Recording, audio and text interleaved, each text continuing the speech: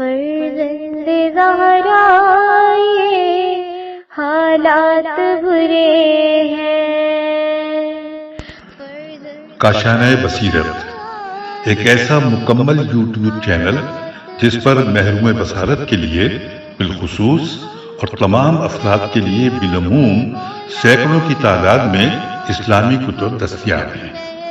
لہذا گزارش ہے کہ آپ اپنی ذمہ داری نبھاتے ہوئے کاشانۂ بصیرت کو سبسکرائب کرنے کے ساتھ ساتھ بیل آئیکن کو پریس کیجیے تاکہ آپ علم کے حصول کے ساتھ ساتھ مذہب اہل بیت کی اشاعت میں بھی اہم کردار ادا کرتے رہیں۔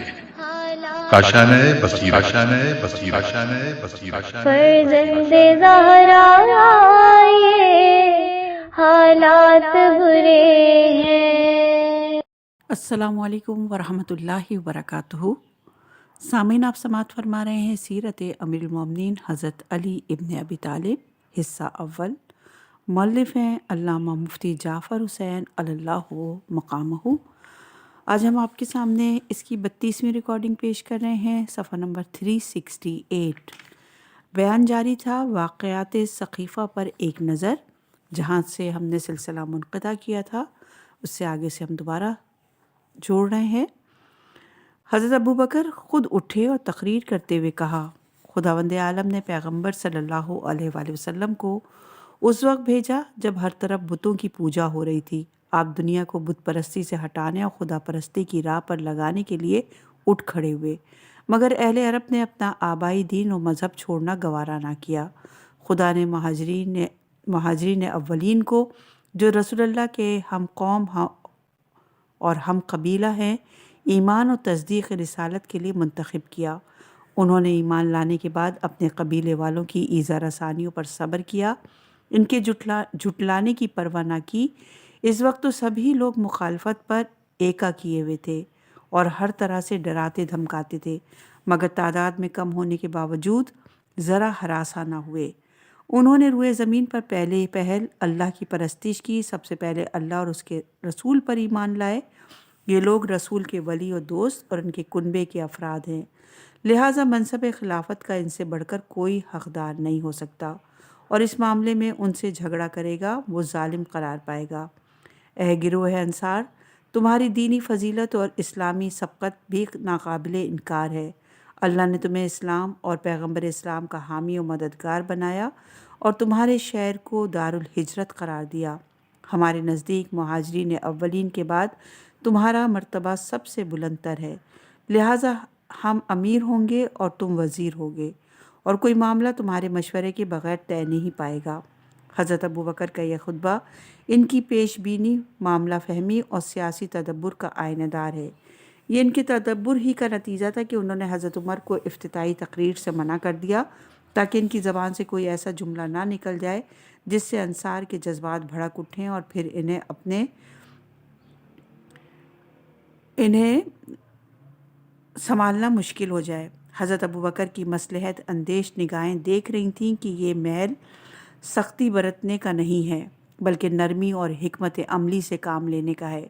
چنانچہ انہوں نے اپنے نپے تلے الفاظ سے انصار کو متاثر کر کے ان کا جوش کم کیا، انہیں مہاجرین کا مشیر قرار دیا اور وزارت کی پیشکش سے ان کی دلجوئی کی۔ اس خطبے کی نمایاں خصوصیت یہ ہے کہ حضرت ابو بکر نے فریق مخالف ہوتے ہوئے اپنی ذات کو ایک فریق کی حیثیت سے پیش نہیں کیا، بلکہ وہ انداز اختیار کیا جو ایک سالس اور غیر جانبدار شخص کا ہوتا ہے، اور ایک مبصر کی طرح دونوں گروہوں کے مرتبے اور مقام کا جائزہ لیا، تاکہ شعوری یا لاشعوری طور پر مہاجر اور انصار کا سوال نہ پیدا ہو جائے۔ اگر مہاجر اور انصار کا سوال اٹھ کھڑا ہوتا تو پھر کچھ نہ کہا جا سکتا تھا کہ حالات کیا رخ اختیار کرتے۔ ممکن تھا کہ قومی اور قبائلی عصبیت جو عرب کی گھٹی میں پڑی ہوئی تھی ابھر آتی، ہر گروہ اقتدار پر چھا جانے کی کوشش کرتا، خانہ جنگی تک نوبت پہنچتی اور کامیابی مشکوک ہو کر رہ جاتی۔ اس سلسلے میں مزید احتیاط یہ برتی کہ انصار کے مقابلے میں عام مہاجرین کو لانے کے بجائے مہاجرین کے خاص طبقے کو، جو اولین کہلاتا تھا، پیش کیا۔ تاکہ انصار کو یہ تاثر دیں کہ یہاں قومی اور قبائلی تقابل نہیں ہے بلکہ بلحاظ فضیلت اور اولیت شخصی جائزہ ہے، اور پھر اس تاثر کو مستحکم تر کرنے کے لیے جہاں مہاجرین اولین کے اوصاف بھی گنوائے وہاں انصار کے اوصاف گنوانے میں بھی فراخ حوصلگی سے کام لیا۔ یوں تو مہاجرین کے اور اوصاف بھی گنوائے جا سکتے تھے، مگر استحقاق خلافت کے لیے صرف انہی اوصاف کا ذکر کیا جو ناقابل تردید تھی۔ انصار میں کون سا ایسا ہوگا جسے یہ اعتراف نہ ہو کہ مہاجرین اولین کا ایک گروہ انصار سے اسلام میں سابق ہے، اور ان کا قبیلہ بھی وہی ہے جو رسول خدا کا قبیلہ ہے۔ اگر کسی اور فضیلت کا ذکر کرتے تو ممکن تھا کہ اس کی تردید میں آواز بلند ہوتی اور اس تردید کا اثر ان اوصاف پر بھی پڑتا، اور اس کے نتیجے میں استحقاق کے خلافت بھی متاثر ہوتا۔ البتہ اس سلسلے میں یہ کہا جا سکتا تھا کہ مہاجرین کی سبقت بھی مسلم اور پیغمبر کا اہم قبیلہ ہونا بھی تسلیم، مگر اس سے استحقاق خلافت کا ثبوت کسی دلیل شرعی کی روح سے، اور اگر یہ استحقاق خلافت کی دلیل ہے تو کیا علی مہاجرین اولین میں سابق اور قرابت کے لحاظ سے سب سے قریب تر نہیں ہے؟ پھر ان کے ہوتے ہوئے کسی اور کا استحقاق کیوں؟ اس اعتراض کو انصار کے حق وزارت کا اعلان کر کے دبا دیا گیا، اس طرح کہ اگر انصار اس دلیل کو مسترد کر کے مہاجرین کے استحقاق خلافت پر معتذر ہوتے تو اس دلیل کو بھی مسترد کرنا پڑتا جس سے ان کا استحقاق وزارت ثابت ہوتا تھا۔ اس وزارت کی پیشکش نے یہ خدشہ بھی ان کے دلوں سے دور کر دیا کہ ان کے حقوق پر کوئی زد پڑے گی یا ان پر سختی اور زیادتی ہوگی، اس لیے کہ وزارت جو تکمیل خلافت ہے ان کے حقوق کے تحفظ کی ضمانت ہے۔ یہ دوسری بات ہے کہ وزارت کا عہدہ نہ حضرت ابوبکر کے عہد میں قائم ہو سکا اور نہ حضرت عمر کے طویل دور میں۔ جب عہدہ ہی نہیں ہے تو عہدے پر تقرری کا سوال ہی پیدا نہیں ہوتا۔ البتہ حضرت عثمان کے عہد حکومت میں وزارت کے لگ بھگ کاتب کا عہدہ تھا، مگر ایک اموی کے ہوتے ہوئے ایک انصاری کو یہ اعزاز کیسے حاصل ہو سکتا ہے؟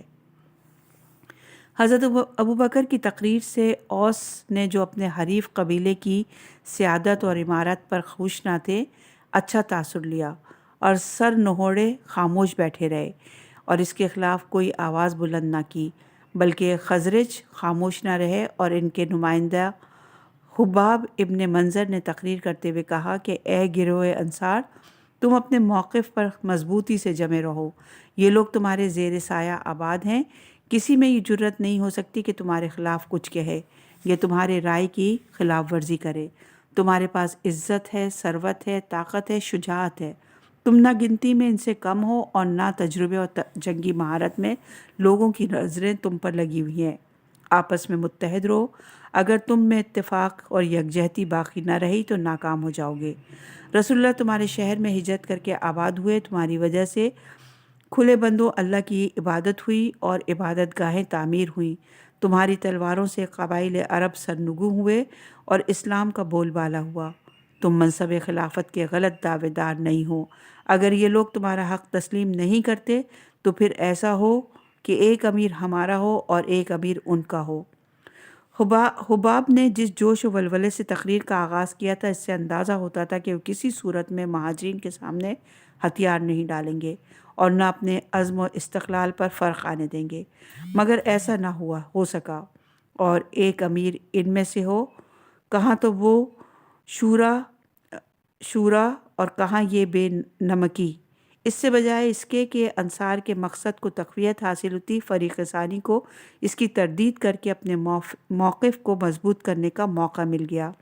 چنانچہ حضرت عمر نے فوراً اس کی تردید کرتے ہوئے کہا، یہ کہاں ہو سکتا ہے کہ ایک وقت میں دو حکمران ہوں، خدا کی قسم عرب اس پر قطعاً رضامند نہیں، تمہیں برسر اقتدار لائے جبکہ نبی تم میں سے نہیں ہے، لیکن عرب کو اس سے انکار نہیں ہو سکتا کہ حاکم ولی اس امر گھرانے سے منتخب ہو جس گھرانے میں نبوت ہے، لہٰذا جو ہمارے حق کا انکار کرے گا ہم اس واضح دلیل سے اسے خاموش کر دیں گے، جو پیغمبر کی سلطنت اور امارات کے سلسلے میں ہم سے ٹکرائے گا وہ غلط کار گناہگار اور خود اپنے ہاتھوں تباہ ہونے والا ہے۔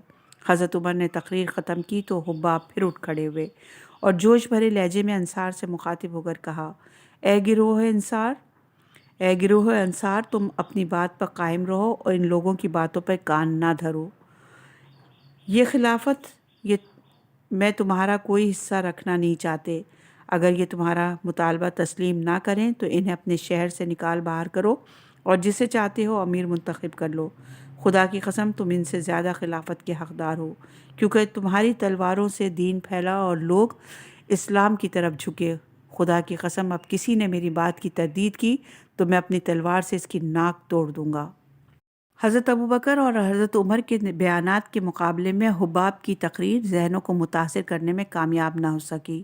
اگرچہ حباب انصار میں صاحب رائے سمجھے جاتے تھے، مگر عوامی تحریک کو کامیابی سے ہمکرار کرنے کے لیے جس سوجھ بوجھ اور سیاسی شعور کی ضرورت تھی، اس کی جھلک ان کی تقریر میں نظر نہیں آتی۔ بے شک بعض موقع پر پرجوش لب و لہجے اور گرجتا برستا انداز تقریر کام دے جاتا ہے، مگر جو چیز ایک وقت میں مؤثر و مفید ثابت ہو ضروری نہیں کہ دوسرے موقع پر بھی نتیجہ خیز ثابت ہو۔ اس مقام پر ضرورت تھی کہ دور جاہلیت کی عصبیت کا مظاہرہ کرنے کے بجائے اسلامی فضا میں بات چیت کی جاتی اور تشدد آمیز دھمکیوں سے اجتناب برتا جاتا۔ چنانچہ اس طرز عمل سے خود انہوں نے اپنے موقف کو کمزور کیا اور لوگوں کے جذبات کو اپنا ہم نوا بنانے میں کامیاب نہ ہو سکے۔ ابو عبیدہ جو موقع و محل کی نزاکت کو سمجھ رہے تھے، انہوں نے انصار کی دینی خدمات کے دینی جذبات کو جھنجھوڑتے ہوئے کہا، اے گروہ انصار، تم نے ہماری نصرت کی، ہمیں اپنے ہاں پناہ دی۔ اب اپنے طور طریقے نہ بدلو اور سابقہ روش پر برقرار رہو۔ اس نرم روی کا نتیجہ یہ ہوا کہ خزرج کے لوگ بھی ڈھیلے پڑ گئے اور بشیر ابن سعد خزرج نے ہوا کا رخ دیکھ کر کہا، اے گروہ انصار، اگرچہ ہمیں یہ فضیلت حاصل ہے کہ ہم نے مشرکین سے جہاد کی ہے اور اسلام کے قبول کرنے میں سبقت کی، مگر ہمارے پیش نظر صرف اللہ کی خوشنودی اور اس کے رسول کی اطاعت تھی۔ یہ مناسب نہیں کہ ہم دین کو دنیاوی سربلندی کا ذریعہ بنائیں اور حکومت اور اقتدار کی فکر کریں۔ دین تو اللہ کی دی ہوئی ایک نعمت تھی۔ پیغمبر اکرم قریش میں سے تھے، لہٰذا ان کا قبیلہ ان کی نیابت کا زیادہ حقدار ہے۔ خدا نہ کرے کہ میں ان سے جھگڑا کروں اور تم بھی اللہ سے ڈرو اور خواہ مخواہ ان سے نہ الجھو۔ بشیر کا یہ کہنا تھا کہ انصار کی یکجہتی درہم برہم ہو گئی۔ عوام کا رخ بدلنے لگا اور عوام کو بدلتے دیر ہی کیا لگتی ہے، گھڑی میں کچھ، ابھی ایک کے ساتھ کہ کسی نے کوئی چھوڑا اور فوراً اس کا ساتھ چھوڑ کر الگ ہو گئے۔ ابو عبیدہ جو موقع اور محل کی نزاکت کو سمجھ رہے تھے، انہوں نے انصار کے دینی جذبات کو جھنجھوڑتے ہوئے کہا، اے گروہ انصار، تم نے ہماری نصرت کی، ہمیں اپنے ہاں پناہ دی۔ اب اپنا طور طریقہ نہ بدلو اور سابقہ روش پر برقرار رہو۔ اس نرم روی کا نتیجہ یہ ہوا کہ خزرج کے لوگ بھی ڈھیلے پڑ گئے اور بشیر ابن سعد خزرج نے ہوا کا رخ دیکھ کر کہا، اے گروہ انصار، اگرچہ ہمیں یہ فضیلت حاصل ہے کہ ہم نے مشرکین سے جہاد کی اور اسلام کے قبول کرنے میں سبقت کی، مگر ہمارے پیش نظر صرف اللہ کی خوشنودی اور اس کے رسول کی اطاعت تھی۔ یہ مناسب نہیں کہ ہم دین کو دنیاوی سربلندی کا ذریعہ بنائیں اور حکومت اور اقتدار کی فکر کریں۔ دین تو اللہ کی دی ہوئی ایک نعمت تھی۔ پیغمبر اکرم قریش میں سے تھے، لہٰذا ان کا قبیلہ ان کی نیابت کا زیادہ حقدار ہے۔ خدا نہ کرے کہ میں ان سے جھگڑا کروں اور تم بھی اللہ سے ڈرو اور خواہ مخواہ ان سے نہ الجھو۔ بشیر کا یہ کہنا تھا کہ انصار کی یکجہتی درہم برہم ہو گئی۔ عوام کا رخ بدلنے لگا اور عوام کو بدلتے دیر ہی کیا لگتی ہے، گھڑی میں کچھ، ابھی ایک کے ساتھ کہ کسی نے کوئی شوشہ چھوڑا اور فوراً اس کا ساتھ چھوڑ کر الگ ہو گئے۔ یہ ابھی ایک کے خلاف سرگرم عمل ہیں کہ کسی کی جذباتی تقریر سے متاثر ہو کر فوراً اس کے مواقف ہو گئے۔ وہ ذہنی انقلاب جو اچانک اور ناگہانی صورت میں رونما ہوتا ہے، اس کے پیچھے عقل و شعور اور فکر و تدبر کا کارفرما نہیں ہوتی۔ سقیفہ کے اندر بھی یہی صورتحال پیدا ہوئی۔ انصار اس لیے جمع ہوئے تھے کہ اپنے قبیلے کے ایک ممتاز فرد سعد ابن عبادہ کو امیر منتخب کریں، اور ان میں ویسا ہی جوش و ولولہ تھا جو ایسے موقع پر ہوا کرتا ہے، مگر بشیر ابن سعد کی تقریر کے جوش کو بہا لے گئی، اور جو لوگ اسی تحریک کو لے کر اٹھے تھے وہی اس تحریک کو کچلنے پر آمادہ ہو گئے، جسے اب تک فریق مخالف سمجھا جاتا تھا۔ رائے عامہ کا رخ ادھر مڑتا نظر آنے لگا۔ انصار کی کمزوری اور بے تدبیری کے نتیجے میں جب ان کے دعوے کی بنیادیں ہلنے لگیں تو مہاجرین کو موقع مل گیا وہ ان کے وقتی تاثر سے فائدہ اٹھائیں۔ چنانچہ حضرت ابوبکر نے کھڑے ہو کر کہا، یہ عمر ہیں اور یہ ابو عبیدہ ہیں، ان میں سے کسی ایک کی بیعت کر لو۔ یہ ایک ایسا طریقہ کار تھا جس سے عوام کو الجھاؤ میں تو ڈالا جا سکتا تھا مگر نتیجہ خیز قرار نہیں دیا جا سکتا تھا۔ چنانچہ اس موقع پر عوام کی ذہنی کشمکش کی وہی صورت ہوئی جو اس مسافر گم کردہ راہ کی ہوتی ہے، جو دو راہ پر کھٹک کر کھڑا ہو جاتا ہے اور یہ فیصلہ نہیں کر پاتا کہ ادھر جائے یا ادھر۔ لوگ ایک دوسرے کا منہ تکنے لگے اور ان دو میں سے ایک کو منتخب کرنے میں الجھ کر رہ گئے۔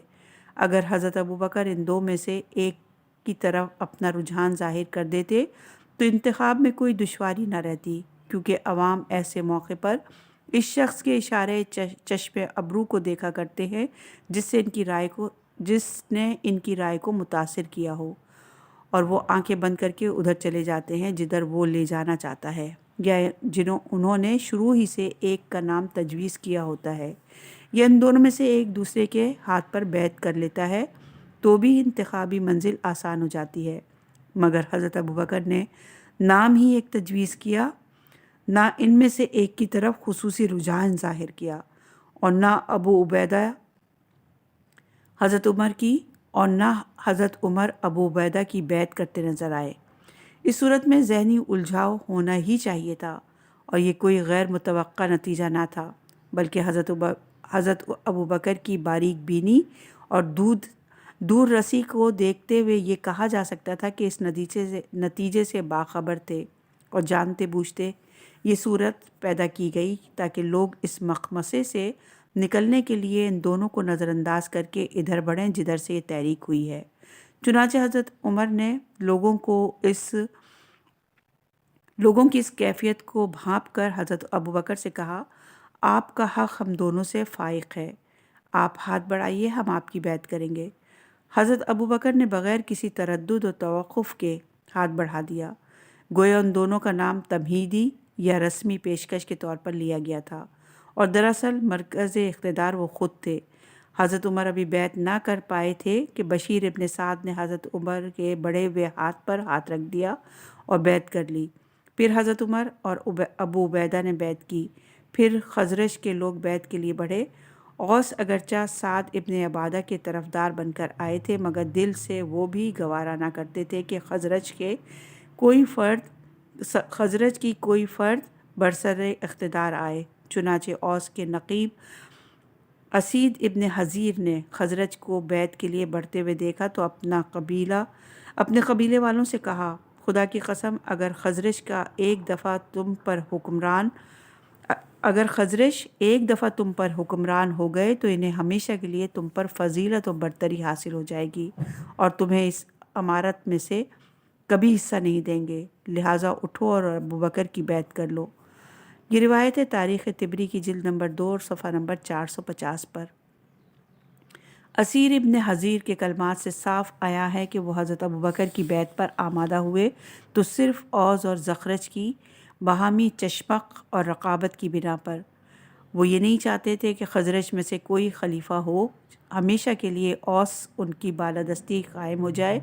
اس کے علاوہ خزرج کے برسر اقتدار آنے کی صورت میں انہیں حرامہ نصیبی کے سوا کچھ نظر بھی نہیں آ رہا تھا، اور دوسری طرف وزارت انصار کے پائے نام ہو چکی تھی، اور یہ توقع کی جا سکتی تھی کہ اوس کو آمادہ بیعت کرنے کے صلے میں وزارت انہیں مل جائے، مگر یہ ایک تاریخی حقیقت ہے کہ انصار کو معمولی عہدوں کے سلسلے میں بھی ہمیشہ نظر انداز کیا جاتا رہا، اور وزارت کا عہدہ تو سرے سے تھا ہی نہیں۔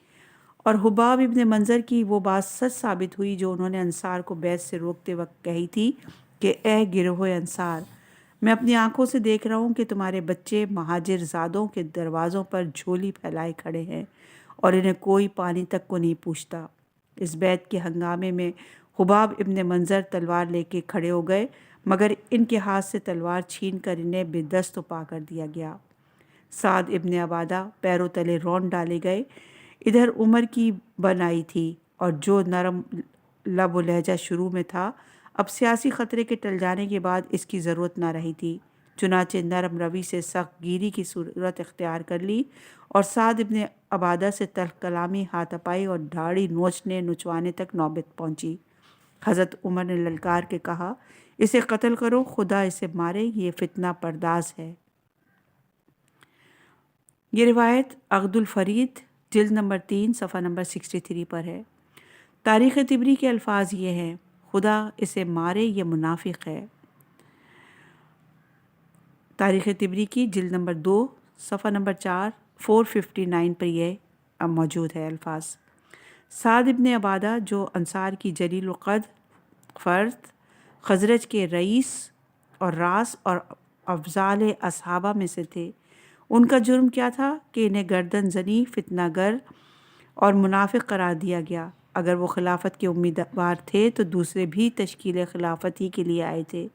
اگر حضرت ابوبکر اور حضرت عمر کا نظریہ یہ تھا کہ پیغمبر کی تکفین سے پہلے خلافت کا تصفیہ ازبز ضروری ہے تاکہ مملکت کے نظم و نسق پر خلل نہ پڑے، تو انصار کا اجتماع بھی تو اسی مقصد کی تکمیل کے لیے تھا۔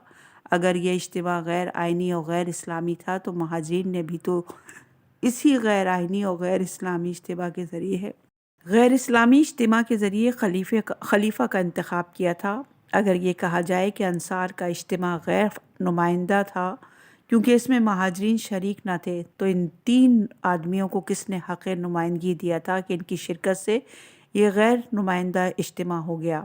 اور پھر کیا بنی ہاشم کی شرکت کے بغیر اس اجتماع کو نمائندہ حیثیت دی جا سکتی ہے، جبکہ خاندانی اتحاد کو خلافت کا معیار قرار دیا گیا تھا اور بنی ہاشم ہی صحیح معنی میں پیغمبر اسلام کے ہم قبیلہ اور ہم خاندان تھے؟ بہرحال اگر اسلامی ضابطہ یہ ہے کہ امت کے ارباب حل اور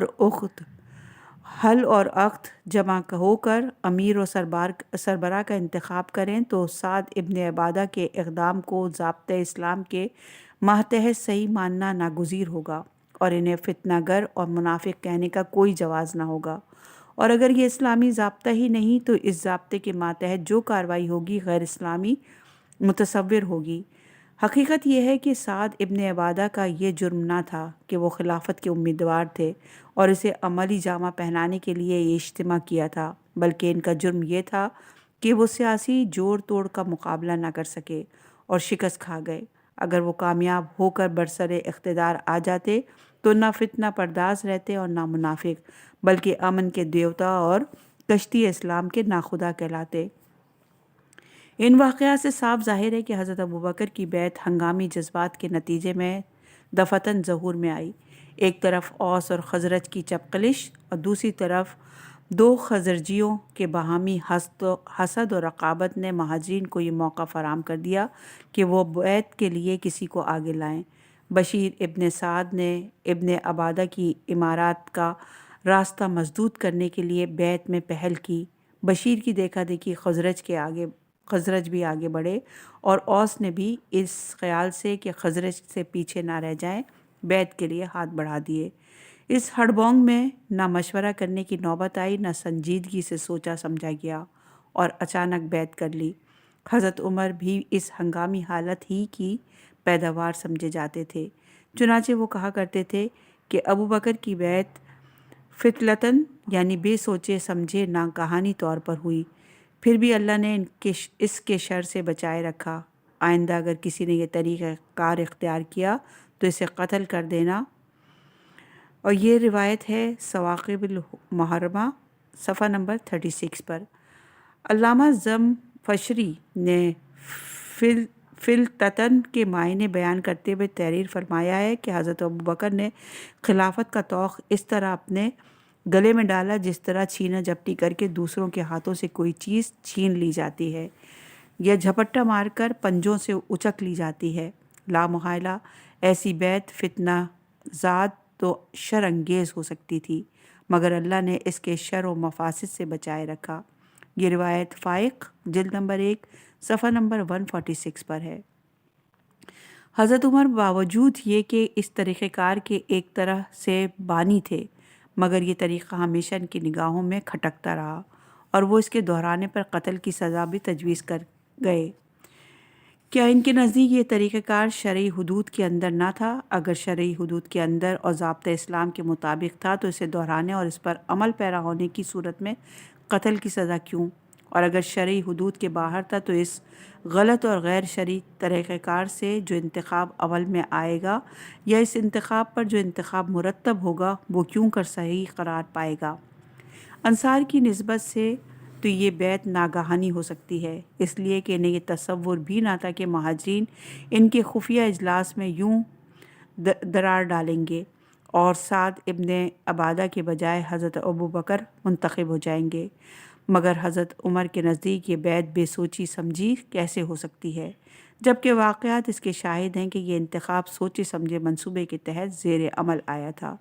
چنانچہ حجرہ رسول سے حضرت ابوبکر کو چپکے سے بلوانا، پیغمبر کے قریبی عزیزوں تک سے اسے پردہ افخا میں رکھنا، اچانک سقیفہ میں پہنچ جانا اور رائے عامہ کو ہموار کرنا کسی طے شدہ قرارداد کے بغیر نہیں ہو سکتا، بلکہ یہ تمام احتیاطی تدبیریں کسی طے شدہ مقصد کی تکمیل ہی کے لیے ہو سکتی ہیں۔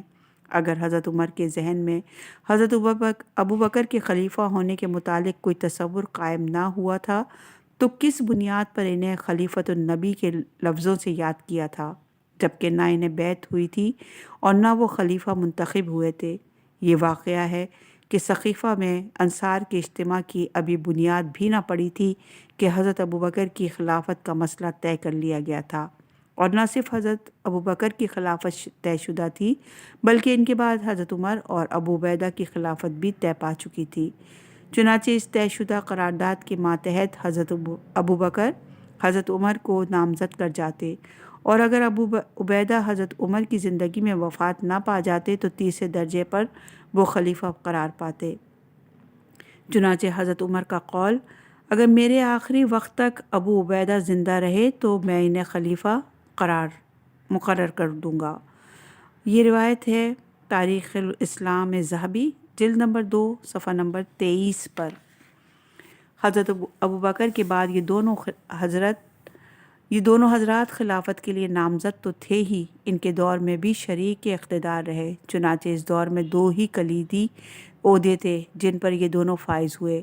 ابن اسیر نے تحریر کیا ہے کہ حضرت ابوبکر حکمران ہوئے تو ابو عبیدہ نے کہا کہ شعبہ مالیات کی ذمہ داری میں لیتا ہوں، اور حضرت عمر نے کہا کہ محکمہ قضا یعنی عدلیہ کے لیے میں کافی ہوں۔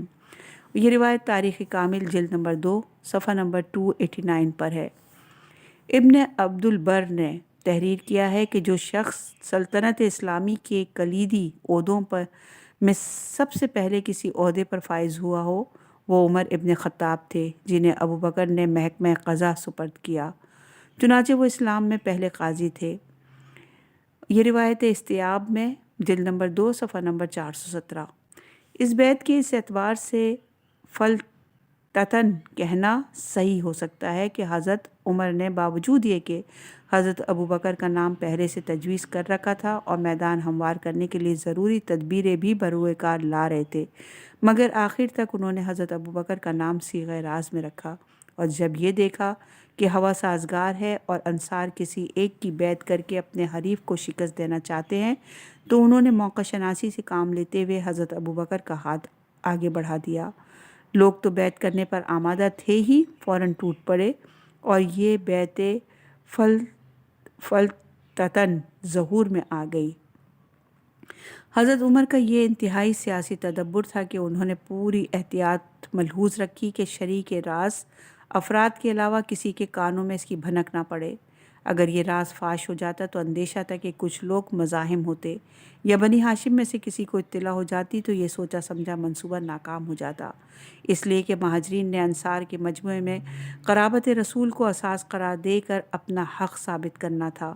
اگر بنی ہاشم میں سے کوئی پہنچ جاتا تو اس دلیل کی افادیت ختم ہو جاتی، اس لیے کہ بنی تمیم ہوں یا بنی عدی بنی ہاشم کے مقابلے میں قرابت داران رسول کہلوانے کے مستحق نہ تھے۔ حضرت علی وہاں پہنچ جاتے تو کسی اور کے منتخب ہونے کی نوبت نہ آتی، کیونکہ خاندانی قرابت، اسلامی سبقت، ہجرت، جہاد، علمی برتری اور علمی خدمات کے لحاظ سے پہلی نظر انہی پر پڑتی۔ چنانچہ منظر ابن ارقم انصار کے جذبات کی ترجمانی کرتے ہوئے کہتے ہیں کہ مہاجرین میں ایک علی ابن ابی طالب ایسے تھے کہ اگر وہ خلافت کے لیے اٹھ کھڑے ہوتے تو انصار کے ایک فرد بھی ان کے خلاف نہ جاتی۔ اور یہ روایت ہے تاریخ یعقوبی جلد نمبر 2 صفحہ نمبر 103 پر۔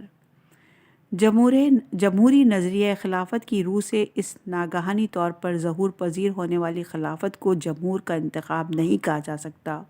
جمہوری انتخاب کا تقاضا تو یہ تھا کہ اسے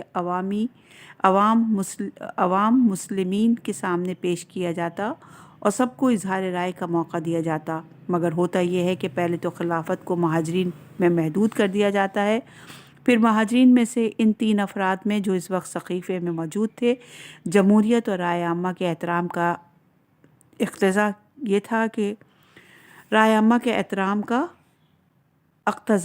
یہ تھا کہ جب ابتدا میں اکثریت سعد ابن عبادہ کے ساتھ تھی اور انصار ان کے حق میں رائے دے چکے تھے تو اکثریت کی ہمنوائی کی جاتی اور یہ تاثر دیا جاتا کہ اسلام خلافت کے سلسلے میں قومی اور نسلی امتیاز گوارا نہیں کرتا اور نہ خلافت کو کسی خاص قبیلے سے وابستہ کر کے ایک طرح سے موریثی قرار دیتا ہے، بلکہ ہر شخص کو آگے بڑھنے کا حق دیتا ہے، خواہ وہ انصاری ہو یا مہاجر، قرشی ہو یا غیر قرشی۔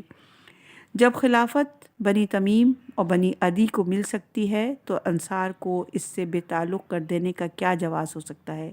اور اگر یہ تسلیم کر لیا جائے کہ خلیفہ وہی ہو سکتا ہے جو رسول اللہ کے قبیلے و خاندان سے ہو، چنانچہ سقیفہ میں سارا زور اسی پر دیا گیا تھا، تو بنی ہاشم کو بے خبر رکھنے میں کیا مصلحت تھی، جبکہ وہ نسبی اعتبار سے ان لوگوں کے مقابلے میں جو 7ویں اور 9ویں پشت پر رسول سے ملتے ہیں قریب تر تھے۔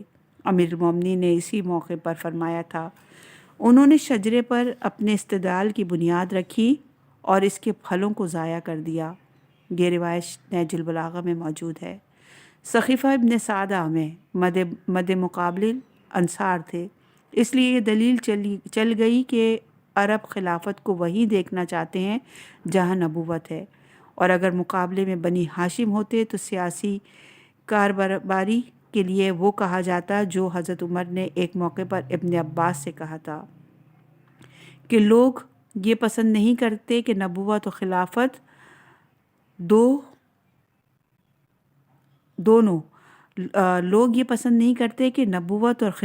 دونوں سمٹ کر تمہارے خاندان میں جمع ہو جائیں۔